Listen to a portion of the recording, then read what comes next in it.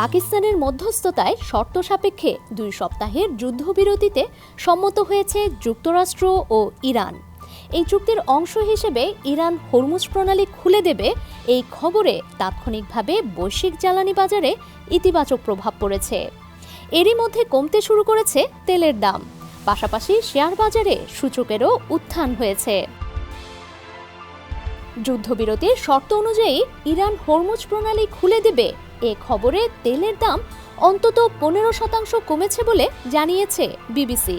তবে দাম কমলেও তা যুদ্ধের আগের পরিস্থিতির তুলনায় এখনও অনেক বেশি।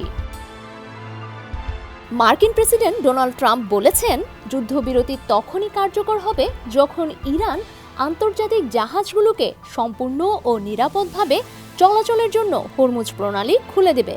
পাকিস্তান সরকারের অনুরোধ এবং ইরানের পক্ষ থেকে পাওয়া 10 দফার একটি প্রস্তাবের ভিত্তিতে আমরা এই সিদ্ধান্ত নিয়েছি। আমরা বিশ্বাস করি এই প্রস্তাব আলোচনার একটি কার্যকর ভিত্তি হতে পারে। ইরান সরকার ও রাষ্ট্রীয় গণমাধ্যম যুদ্ধবিরতিকে দেশটির শাসক গোষ্ঠীর একটি বড় বিজয় হিসেবে তুলে ধরছে।